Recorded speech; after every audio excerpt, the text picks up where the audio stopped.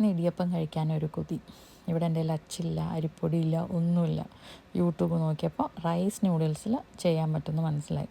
വെള്ളം തിളപ്പിച്ചു, ഉപ്പിട്ടിട്ടാണ് തിളപ്പിച്ചത്. നൂഡിൽസ് ഇട്ടു. ഒരു 4 to 5 മിനിറ്റ്സിൽ അത് കുക്കായി. അത് ക്വാണ്ടിറ്റി നല്ലോണം ഉണ്ടായിരുന്നു, 3 ഇരട്ടിയായി. എന്നിട്ടത് സ്ട്രെയിൻ ചെയ്തു, വെള്ളം എല്ലാം പോയി. ഒന്ന് സെറ്റായി കഴിഞ്ഞപ്പോൾ ഇവിടെ എനിക്ക് കുഞ്ഞ് ഇഡ്ഡലി ഉണ്ടാക്കുന്ന പാത്രമാണുള്ളത്. ഇവിടുന്ന് വാങ്ങിച്ചതാണ്, വളരെ ചെറിയ പാത്രമാണ്.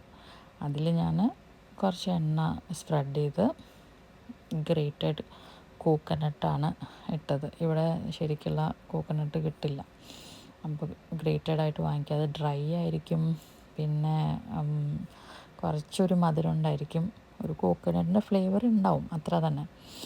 എന്നിട്ട് അതിൻ്റെ മുകളിൽ നമ്മൾ ഇടിയപ്പം അച്ചിൽ ഇങ്ങനെ ചെയ്യുന്ന പോലെ പതുക്കെ അതിൽ ചെയ്ത് അതിൻ്റെ മുകളിൽ കോക്കനട്ട് വീണ്ടും ഇട്ട് ഞാനത് ഒരു ലെയർ ചെയ്ത് അതിൻ്റെ മുകളിലും താഴെയും കോക്കനട്ട് ഇട്ടു. കാരണം ഫ്ലേവർ കുറച്ചധികം വരട്ടെ, തേങ്ങയുടെ ഫ്ലേവർ ഉണ്ടെങ്കിലല്ലേ ഇത് നന്നാവുള്ളൂ. അപ്പോൾ ചെയ്ത് വന്നപ്പോൾ എനിക്ക് തോന്നി ഇത് അത്ര അങ്ങോട്ട് ഒരു റൗണ്ടിൽ എനിക്കത് അത്ര സ്റ്റിക്ക് ആവുന്നുണ്ടായിരുന്നില്ല. ബിക്കോസ് ഈ നൂഡിൽസ് നല്ലോണം വിട്ടായിരിക്കുന്നുണ്ടായിരുന്നത്. നമ്മൾ അരിയിൽ ചെയ്യുമ്പോൾ ഒന്ന് ഗ്ലൂഡായിട്ടാണ് ഇരിക്കുക. അപ്പോൾ എനിക്ക് തോന്നി അത് ആ ഷേപ്പിൽ തന്നെ വരാൻ വഴിയില്ല എന്ന് തോന്നി. But I tried. ആദ്യത്തെ ഒരു പ്രാവശ്യം അങ്ങനെ വെച്ചു. കാണാൻ നല്ല ഭംഗിയായിരുന്നു.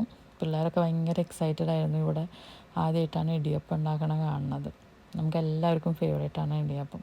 എന്നിട്ടൊരു കുക്കറിൽ കുറച്ച് വെള്ളം തിളപ്പിച്ച് അതിൻ്റെ മുകളിൽ വെച്ച് മൂടി വെച്ചു. അപ്പോൾ തുറന്നു കഴിഞ്ഞപ്പോൾ നല്ല കോക്കനട്ടിൻ്റെ ഫ്ലേവർ വരുന്നുണ്ടായിരുന്നു. അപ്പോഴും അരിപ്പൊടിയുടെ ടേസ്റ്റ് ഒന്നും ഇല്ല, എന്നാലും ഇറ്റ്സ് ഫൈൻ. പക്ഷെ ഒരുവിധം ഷേപ്പിൽ കിട്ടി. പക്ഷെ